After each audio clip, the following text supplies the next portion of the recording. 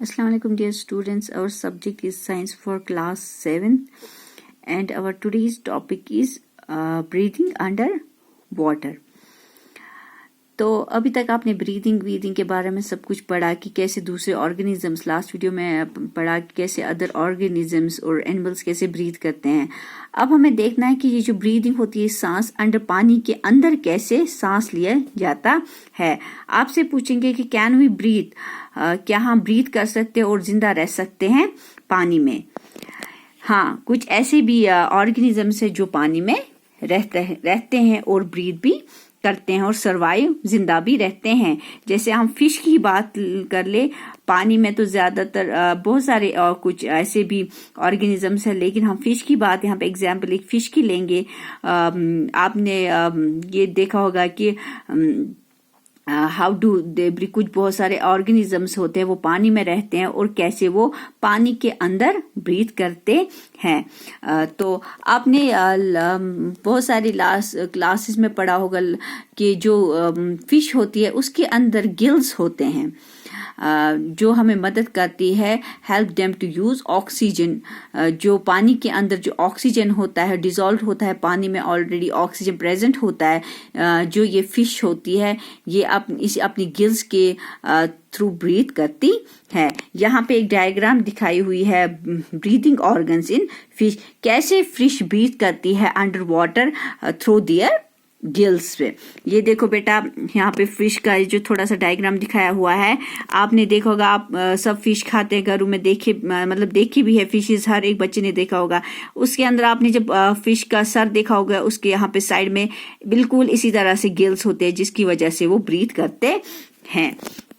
अब जो ये गिल्स होते हैं ये हमें किस में मदद करते हैं? जो फिश के अंदर जो गिल्स होती है, help them to use oxygen, मदद करते हैं ये ऑक्सीजन लेने में जो ऑलरेडी प्रेजेंट पानी में होता है, डिजोल्व होता है पानी में ऑक्सीजन, जो इसी वजह से गिल्स की वजह से ये अपने अंदर लेते हैं सांस. Gills are projections of the skin. ये जो गिल्स होती है ये प्रोजेक्शन होती है इनकी स्किन की, projection of the skin. You may wonder, आप हैरान हो जाओगे, how gills help in breathing, कैसे आप है ये सोचोगे कि कैसे ये गिल्स मदद करती है ब्रीदिंग में. क्योंकि जो गिल्स होती है वो वेल सप्लाइड, उनके अंदर जो गिल्स होती है are well supplied with blood vessel. उसके वो सप्लाई, उस वेल सप्लाइड, उसके अंदर ब्लड वेसल्स होती है जो हमें मदद करती है फॉर एक्सचेंज ऑफ गैसेस. इसीलिए फिश कहाँ से ब्रीथ करती है? Through their gills. तो अब आपको फिश के बारे में भी पता चला. अब हम देखते हैं, डू प्लांट्स ऑल्सो रेस्पायर, क्या पौधे जो है वो भी रेस्पायर कर सकते हैं? यस, प्लांट्स ऑल्सो रेस्पायर, वो भी रेस्पायर करते हैं. Like other organisms, plants also respire for their survival, as you have already. ये आपको पता है जैसे कि दूसरे जानवर रेस्पायर करते हैं अब जिंदा रहने के लिए, उसी तरह से बिल्कुल प्लांट्स भी रेस्पायर करते हैं अब जिंदा रहने के लिए. दे ऑल्सो टेक, ये आपको पता है प्लांट्स भी ऑक्सीजन लेते हैं कहाँ से? हवा से. And give out carbon dioxide, और बाहर कार्बन डाइऑक्साइड वो अंदर. They also take in oxygen from the air, oxygen में जो हवा में ऑक्सीजन होता है, and give out carbon dioxide. In the cells oxygen is used, cells के अंदर जो ऑक्सीजन होता है वो किस लिए इस्तेमाल होता है? To break down glucose into carbon dioxide and water as in other organism. In plants आपने देखा होगा ईच पार्ट कैन इंडिपेंडेंटली, इन पौधों में आपने देखा है कि हर पौधे का जो एक एक हिस्सा होता है इंडिपेंडेंटली अलग अलग अंदर ऑक्सीजन लेते हैं हवा से एंड बाहर carbon dioxide. You already learn. देखो ये भी आपको पता है कि लीव्स, प्लांट्स जो होते हैं उनके जो लीव्स होते हैं उनमें कुछ ऐसे टाइनी पोर्स होते हैं जिन्हें हम कहते हैं स्टोमेटा. ये स्टोमेटा क्या करता है? For exchange of oxygen and carbon dioxide. या आपको पता है हम अंदर ऑक्सीजन लेते हैं और बाहर क्या डालते हैं?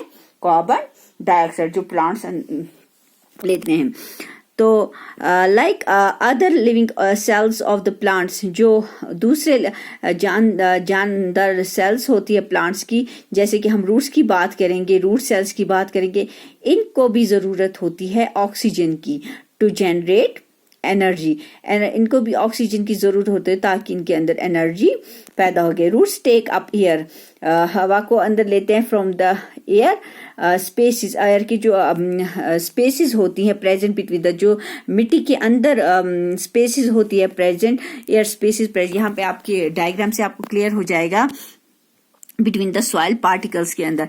देखो बेटा यहाँ पे दिखा है रूट्स एब्जॉर्ब एयर, जड़ें जो होती हैं, पेड़ की जो जड़ें होती है पौधों की, वो कैसे एब्जॉर्ब एयर, हवा को कैसे जज़ब कर लेती है फ्रॉम द सॉइल, किससे, मिट्टी से।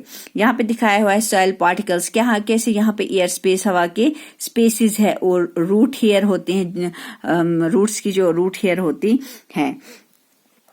Can you guess what would happen if a potted plant is overwatered? क्या होगा जब आप गेस कर सकते हो कि एक पॉटेड प्लांट, एक हम पौधा रखते हैं एक पॉट में, गमले में, अगर वो ओवर वाटर्ड हो जाता, उसमें ज्यादा पानी हो जाता है। In this chapter you have learn, इस चैप्टर में आपने क्या पढ़ा कि रेस्पिरेशन एक ऐसा वाइटल प्रोसेस है जिसमें all living organisms need to respire. हर एक, चाहे प्लांट है, एनिमल है, ऑर्गेनिज्म है या ह्यूमन बीइंग है, हर एक को रेस्पायर करना होता है। किसके लिए? To get the energy, energy ताकत के लिए, नीडेड फॉर द सर्वाइवल, जो हमारे लिए जिंदा रहने के लिए बहुत जरूरी है। हम आप लोग कुछ खाते हो ताकि आपके अंदर एनर्जी आ जाए। बिल्कुल इसी तरह से रेस्पिरेशन वो एक इम्पॉर्टेंट हिस्सा है हमारी लाइफ में कि विदाउट रेस्पिरेशन हम अगर सांस नहीं लेंगे तो हम जिंदा नहीं रह सकते हैं। जिस दिन सांस बंद हो गई वो हमारा लास्ट डे होता है।